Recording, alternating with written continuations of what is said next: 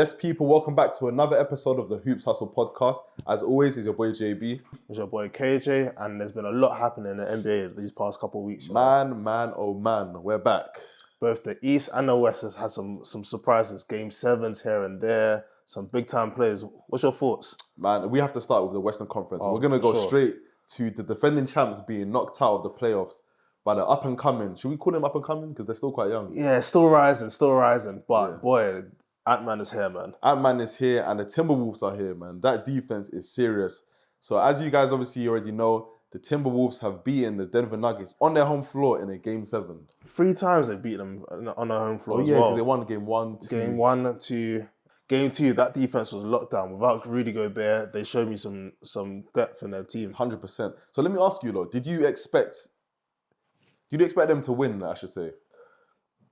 I think how the series went after the first 2 games, I was like, the Timberwolves is going to win this. But when the Nuggets came back to 2-2, I was like, I think the Nuggets might have this. But the game that really gave it for me, it was Game 6. Game 6. For me, it was Game 5. When I saw Jokic putting that performance, I was like, okay, this is why they're the defending champs. Like, it's a lock. But in Game 6, when they got beaten by 50, but then again, I can't lie, with that game though, even though they beat them by like 50 points in Game 6, for me, that was kind of like okay, cool, we've given them this game, we're going to get them on our home floor. But boy, was they wrong. You can't be down by 50 in Game 6, a game that you can win and easily make it to the Western Conference Finals. For me, that game signified that there's something wrong in their armor. And I said this at the end of last season, them losing Brown and a couple of their rotational players, they're gonna miss it. And now you can see it. You definitely saw it because a lot of people were saying Jokic and Murray were tired towards the end of Game 7. Even though they're the superstars, but you can tell they didn't really get much production at all really from their bench. MPJ was averaging like 9 points? I could not believe what I saw from MPJ after not missing against my Lakers. When I say this guy was a sharpshooter. And we said for round 1 that he was one of the key players that actually did really well. Outside of obviously Murray's game winners, he was the second best player in that series. Yeah. Personally for me. And then from going from that to now obviously basically missing every shot against the Timberwolves. But again, do you believe that's because of the Timberwolves defense? Because for me, I saw him shoot a lot of wide open shots. He was just missing. So. I think the Timberwolves defense is for real. Like 100%. Game 2, even without the defensive player of the year, for me it was like, wow. Like, you guys are actually doing so much. Yeah. And then even for me, after was it Game 5 when Jokic basically tortured Rudy Gobert? He why are you winning the whole series? But Rudy Gobert that step back in Game 7. That's when I knew they were gonna win. I think at that point, that's when I was like, okay, they might have a chance of winning this.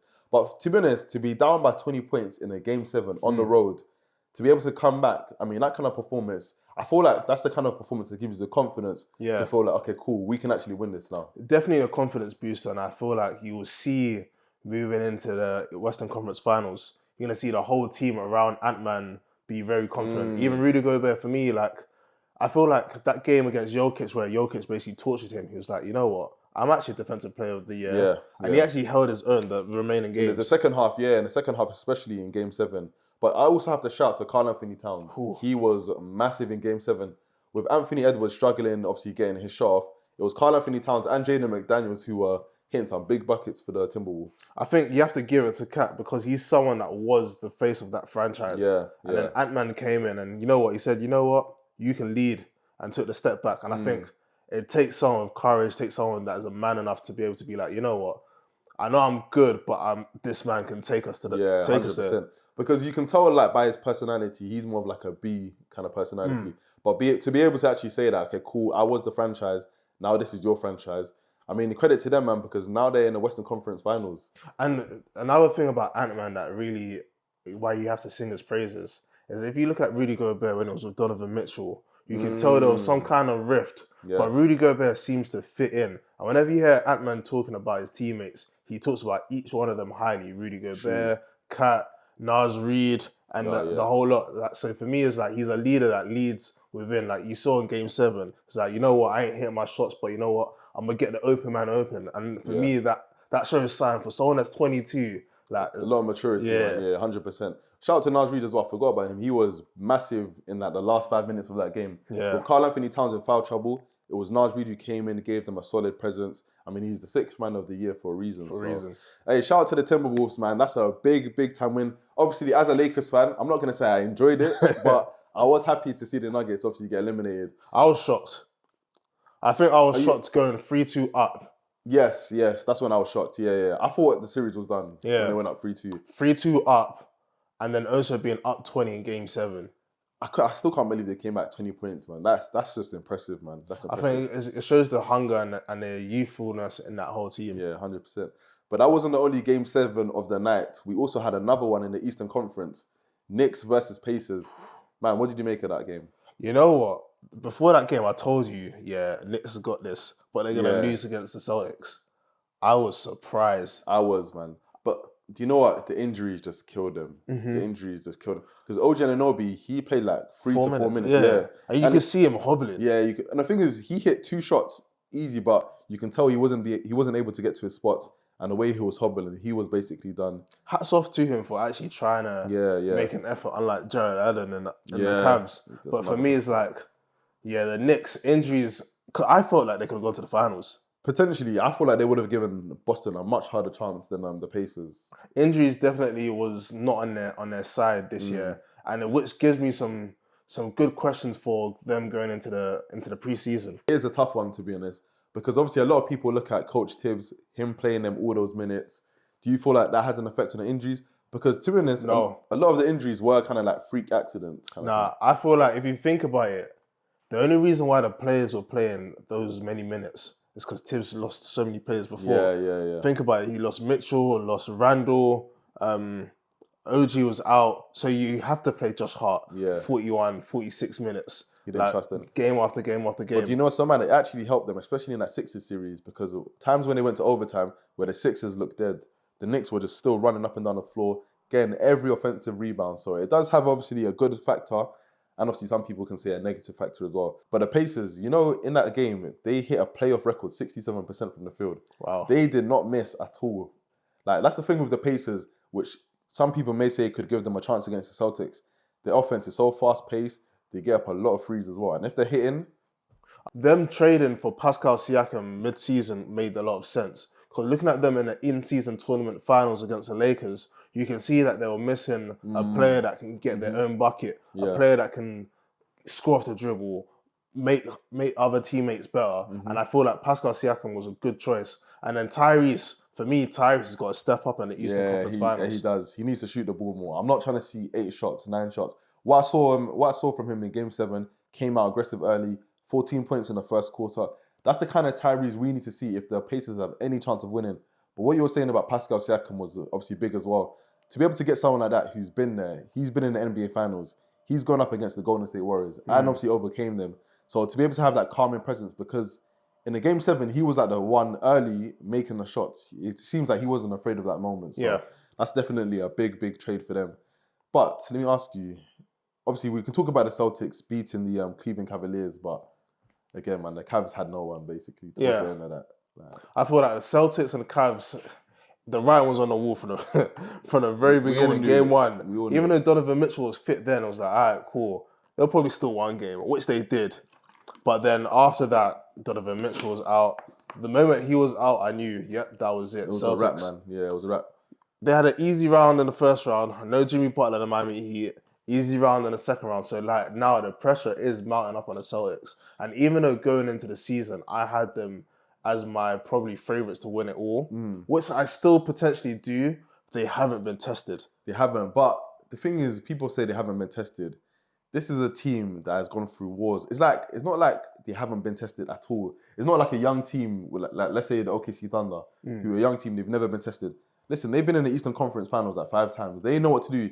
Even though they haven't been tested, this playoff run, like they've been through some wars. So that's why I'm not really too concerned about the Celtics. I feel like for them, they're just trying to make it to the finals. I feel like they know they can beat the Pacers in like 5 games. The thing is, they can't have that much confidence in themselves, because when I say they haven't been tested, if you look at it, even they had the number one seed in the East from early. So towards the end of the season, their coach was messing around with different lineups, trying to see what I can do here. Then in the Eastern Conference first round against Miami Heat, no Jimmy Butler, they were not messing around, but it it was a cakewalk. Yeah, it was. Second round, a cakewalk. So now it's like, Indy can still be a low-key a cakewalk, and then when you get to the finals, it's like, boy, if it's Dallas, if it was a challenge. Timberwolves, if it's Timberwolves, it's going to be a challenge. True. Nah, I hear what you're saying. So, I mean, the Celtics are through facing against the Pacers. Do you give the Pacers any chance of winning that series? I don't want to be one of those people that they put on a list that they did. But for me, realistically, nah. I feel like Celtics, even without Porzingis, they're deep. They are. But do you know what's so crazy, yeah? For me personally, if you're a team like the Pacers, who are a fast-paced team, up and down, they like to obviously run the floor, and they like to hit threes. If you're hitting your threes, you can beat any team in the NBA. Yeah. Any team in the NBA. And you saw what the Miami Heat done to the Celtics in Game 2 when they were hitting threes. The Celtics do have some issues guarding threes sometimes. That's literally played into the Pacers' handbook. However, on the other side, the Pacers can't guard anyone. So the Celtics can easily run up 130 points on them. The key player in this series to make a challenge for me is Miles Turner. Because there's no Porzingis, they have to utilize that size and crash the boards and make the bigs play. Yeah. Because I feel like with Celtics, Jaylen Brown, Jason Tatum, for me, outshines Tyrese Halliburton. Yeah, they're going to get theirs regardless. Even Derek White as well can go for 30 points easy. So I feel like the guards, they don't match each other, but I feel like Indy can probably match up with the guards. But the bigs, that's where they can probably have a mismatch. Because Celtics ain't really a big lineup. Al Horford, for me, he's old. You saw it in the game. He was running on fumes at some points. But for me, it's like, I still probably I could see Indy taking it 6 games. I could potentially see 6 games. But definitely Celtics winning. Yeah, 100%. I agree with that. And also, the last team in the conference finals on the other side, the Dallas Mavericks, who beat the OKC Thunder in a very close game, Game 6. A very close game. Basically won on free throws. For some reason, I really want Dallas to win it this year. I want to see Kyrie Irving get a ring. That is it, because I feel like he's had such a negative rap in the media for the last 5 to 6 years. And I think Kyrie this year has gone under the radar. 100%. He's been playing ball, living life, no tax in Dallas, enjoying life, enjoying Luka. And for me, it's like, I think Kyrie knows he's 1B. Yeah, 100%. And having Luka as someone there that can get rebounds, make assists, score, and they've got depth now. They do. Trading for PJ Washington was one of the best trades that they can make. What's the rookie Derek Lively, one of the best picks they've made. Yep. And I feel like they're up and coming, and their defense is going unquestionably. That's what surprised me the most, was their defense. They were locking OKC down. Like, I'm really surprised on how good defensively they were in that series, and that goes a long way because I think they were top 5 defense towards the end of the season. And if you're a team, because you know they're gonna score, you know you got Luke on your team, you got Kyrie on your team, they can score with anyone. But defensively, that's what makes you a championship team, in my opinion. So I was very, very surprised with that. And you're right about Kyrie Irving, man. I feel like we all knew the talent was there, but just keeping his head down. I mean, I don't want to bring back my Lakers, but what we could have had with Kyrie Irving on our team. Yeah. But anyways, let's not even get into that. But I agree with you on that one. I think Rob Pelinka is definitely looking at, maybe I should have made some of these trades. Yeah, 100%. But anyway, going into that series, Mavs versus OKC, what do you think OKC needs to do to be able to get over the hump? One, Chet needs to be better. He needs to be someone where you cannot just put a small guard on him and say, okay, cool, we don't have to worry about Chet going inside. They need to have a better inside presence. You know they're good on the perimeter, even though they didn't really shoot the ball well like they did in the regular season. But that's the playoffs. You need to be able to get someone that can get you an easy bucket inside. You saw what SGA was doing, mid-range. When it was going tough at mid-range, obviously you don't want to rely on him all the time, but he's the superstar. But someone like Chet needs to be better inside, in my opinion. I think you're being a bit unfair on Chet. You're forgetting this is. I mean, it's I understand. Rookie season. I understand. Yeah. So to be able to go rookie season and have that expectation of trying to get Western Conference Finals says a lot. For me, it's like they're still young. 100%. And I feel like this season having the number 1 seed, even though Shannon Sharp was right, this is probably one of the weakest number 1 seeds in a long while. Yeah, it was disrespectful. But they're young and they're growing, and I feel like they just need. They don't need to add big names into this team. No, they don't. I feel like they just need just a better interior presence, maybe. You're right, obviously, about Chet. It's his first year. No one's blaming him for nothing. But they do need to be better inside. You can't win a playoff series all the time just jump shooting. Mm-hmm. You need to get someone that can get buckets inside as well. And that's why I was saying to you, they need a player like Steven Adams to come back. Now, yes, I hear the injuries, but the expertise, the know-how of the city, and having that veteran presence in that team. Yeah. Because for me, Gordon Hayward wasn't a veteran. You already see him complain about his role. Yeah. And for me, it's like you need someone that understands their role. Understand that, yes, this OKC Thunder is not a revolving around me. It's got Chet, you got SGA, you got Williams, you got both Williams even. And so for me, it's like OKC needs a veteran person that knows their role. You're right. They do need structure because I saw way too many times in that series where Lou Dort was taking some big shots, some threes where that's not your game. Like, give the ball to your superstar. And obviously, it comes with experience as well, man. That's pretty much all their first time in the playoffs. Obviously, apart from like SGA and Lou Dort and stuff like that. But OKC are coming, man. I mean, the thing is, though, what I saw on Twitter, people always say, oh, the future's bright, the future's bright. With the way the West is now, you could be like the Sacramento Kings, #1 seed last year, and you're out of the playoffs. You don't even make it. Next year, the West is getting worse. Like, teams need to realize, bro, your window is not as long as you think it is. Like, literally. Because if you look at it, on the West, the teams that didn't make the playoffs, Golden State, they were 10 games over 500. Houston Rockets improving dramatically. You got San Antonio improving dramatically. Going to make some trades. You had, what's it called? Kings didn't make it. Memphis, bro, who had all of their starters, they're definitely going to be one of the top 4 seeds The West next year. is getting worse. Like, it's a bloodbath, man. So teams need to realize if you have an opportunity to make a game-changing move, you need to make that ASAP. But, I mean, we've talked about, obviously, the semi-finals. Now let's get into the conference finals preview, man. Where do you want to start? Let's start on the East. That's a quick one. Yeah, okay. Fair enough. We kind of talked about it a little bit earlier, but, did. I think I've got Celtics in 6. Yeah, I would say 5, but I feel like Pacers can still maybe 2 games. Yeah. So I'll probably say Celtics in 6 as well. I think Tyrese Halliburton has got a lot of confidence, and going into Paris this year, I think he's going to show you exactly why he was called to go to Paris. You think so? Because there's been a lot of chatter that Jalen Brunson should have taken that spot. I agree. Both Jalen Brunson and Kyrie should have that spot. Yeah. But for me, I think Tyrese Halliburton's going to come out and be like, yo, you know what? I'm actually a guy that is going to be something in the NBA. Yeah. What he was doing in the first half of the season before the injury, like, he was probably the best point guard in the league at that point. But obviously, I was impressed from what I saw from him in Game 7. So if he can carry on that confidence and bring it to that Celtics series, you never know, man. They could have a chance. And then the West, who do you think? Dallas versus the Timberwolves. This is the big one, man. I originally picked the Timberwolves in 6. But yeah, I did, because for me, Luka Doncic, first of all, isn't 100% healthy. Yeah. And now he's going against that Timberwolves defense. Obviously, people are saying he's going to be matched up against Jaden McDaniels. But Luka does like going against players like that who are skinnier, who can just kind of move out the way. It's going to be very, very interesting. And for me personally, is what can Kyrie Irving do in that series? Yeah. Like, he's going to be having to go against Anthony Edwards, Alexander Walker. They got some good defensive guards over there. So it's going to be very, very interesting. See, for me on this one, my heart is leaning towards Dallas Mavericks. But realistically speaking, I think Timberwolves are going to win. I think they are going to win, man. And I think the area why I say Timberwolves will win is the forward.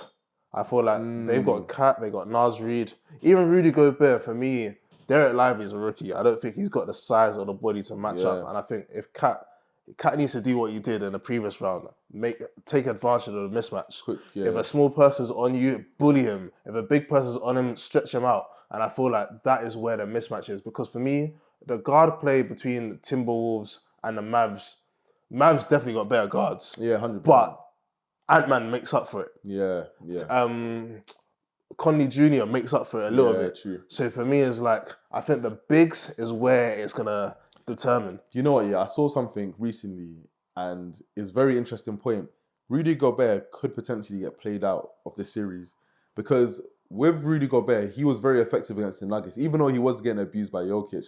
But in terms of obviously him being the Roma defensively, because you have Aaron Gordon basically sitting in the paint, it allowed Rudy Gobert to basically control the paint. Yeah. However, with Dallas now, even though you got Derek Lively, I don't think he's going to play big minutes like that. You're going to probably end up playing maybe PJ Washington at the 5, people who are on the perimeter. And that Gafford guy. And Gafford as well, exactly. Yeah. So when you got players on the perimeter, now you're forcing Rudy Gobert to come out more to the 3-point line, leaving Luka to operate. And what Luka's seen Rudy Gobert in the playoffs before, against when he was back in Utah. Yeah. And obviously him and Brunson they basically were just taking turns with Rudy Gobert. So it's not like Luka's afraid of Rudy Gobert at all. So that's going to be a very interesting point. But then you got Naz Reid, and then you just got Cat. Yeah. And that's why, for me, one of them could get in foul trouble, and you've got an able body to replace them. It's going to be Karl Anthony Towns. He's going to get in foul trouble. I feel like Luka's going to get him into foul trouble very easily. But you're right, man. When you got someone like Naz Reid, 6th man of the year, coming off the bench, man, it's an interesting matchup, man.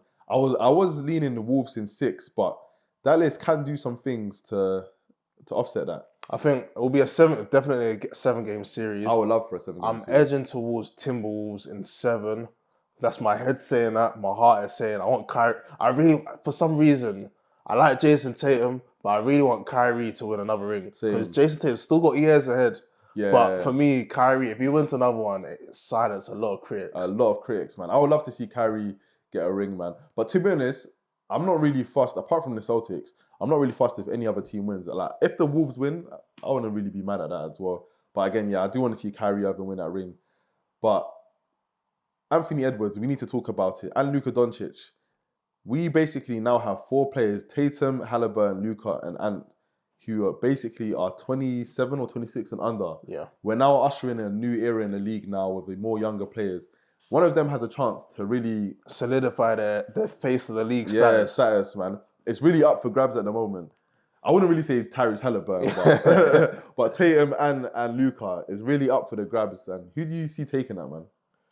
Let me ask you, who do you think is the best player remaining right now in these playoffs? Oh, I think for me, realistically speaking, the best player remaining in this playoffs is the one player that hasn't been shining so much. For me, is Jason Tatum. Ooh, interesting. Do you know what? I can slightly agree with that because people kind of forget what Tatum really is. Jason Tatum is one of my favorite up-and-coming players. Yeah. When I say up-and-coming, it's because like, LeBron's my GOAT, innit? But, you know, like for me, Jason Tatum is that player that I look at his game and like, wow. It's like, do you know what it is? Yeah, it's because the Celtics haven't really been pushed and because he's got teammates that can also go off, he hasn't really had a chance to, you get me? But there's been so many times in the playoffs over the last few years where the Celtics were either facing elimination or they were basically in a tight spot. Who were they looking at? It was Jason Tatum. I remember when he dropped like 47 points against the Celtics in Game 6 to force Game 7. Against the Bucks, to force Game 7. When he dropped 50 points against the Sixers, I think, last year. Mm-hmm. It's like people need to realize, I know Tatum gets a lot of slander, but he is that guy still. But because he hasn't had to show it, people have forgotten about him. The slander he gets is because he came into the league as a rookie, went to the Eastern Conference Final. Yeah. And that's why he's been there almost every single year. And that's why he's getting a slander. And I do feel like this year is his year to step up. Yes, I think it's very fortunate for him because Cavs were injured, Heat were injured. Yeah. You got Indy who you feel like you can take. So for me, like Jason Tatum really needs to step up because for me, it's between him and Luka. I know you're probably edging Luka being the best player out of the 4, but Jason Tatum is something special for me. He is. It really is up for grabs. I mean, I would say maybe Luka, but again, I don't like what I've seen from Luka this playoffs because obviously he's injured. Yeah. Like if you go back and watch Luka in the regular season, the burst he had now to what he is now. Mate, he got 73 points this year. Oh yeah, I forgot about that. That's what I'm saying. Like people need to understand that this Luka you're seeing in the playoffs isn't the same guy. So it will be very interesting, but you also can't forget Anthony Edwards as well, man. To be able to knock off the defending champs, I mean, that's just a great feat. I think Anthony Edwards is my most exciting player to watch out of the 4. Yeah, I would agree with that, yeah. I like his persona, but if we're talking about the game, in game only, it's between Luka and Jason, just depending on what kind of style you like. Who would you be your favourite finals matchup? Obviously, let's just say Celtics in the East. Who would you rather see the Celtics face, the Mavs or the Timberwolves? I think Mavs. Because for me, Timberwolves, even though he has Ant-Man and Cat were like, how many times do you want me to lose? Yeah. You're still young. You still need to experience that whole losing thing. And I think Luka, his time is now. And like I said, Kyrie, he can right so many critics wrong. That's true. And obviously Celtics being a franchise, they can get one edge up over Lakers. And this team hasn't really won since 2008. Yeah. And all the Celtics fans, they talk. They do talk. There are a lot of Celtics fans that talk a lot, actually. And they haven't done no winning. They haven't won since 2008. And as a Lakers fan, we won in 2009, 2010, 2020. So it's like... It's true. Do you know what? Yeah, for me personally, I think I would rather see Anthony Edwards. Even though I want the Mavs to win, I would rather see the Timberwolves versus the Celtics. I feel like that would be a sick matchup. Because I've seen them play in the regular season, and the Timberwolves, they get up for that matchup against the Celtics. You got Anthony Edwards guarding Tatum in the big moments. I saw it in the regular season game. They had, I can't remember when it was, but that was a big moment. Defensive lockdown. Bro, and then you had Jaden McDaniels against Jaylen Brown. And those two like kind of plays, they were going at it. So that would be a great 7-game series in my opinion. Defensively, it'll be great as well. Because you're forgetting Derek White, you're forgetting Drew Holiday. Bro, like you got to look like it might be like 88, 89 like kind of scores, but I would prefer to see that matchup because I think that'd be exciting. But either way, I think you're calm with Luke and Kyrie in the finals as well, man. Hopefully, if the Celtics don't make the finals, oh my god. Yeah, if the Celtics don't make the finals, I think they need to do something. Yeah, changes are going to be made. I think they end up trading Jaylen Brown. Oh, wow, shut up. Depending on how it goes, kind of thing. But yeah, changes will definitely need to be made. Guys, it's been a blast, man. We're wrapping up this episode. We'll catch you on the next one. It's your boy KJ. It's your boy JB, and make sure you follow us on all social media as well.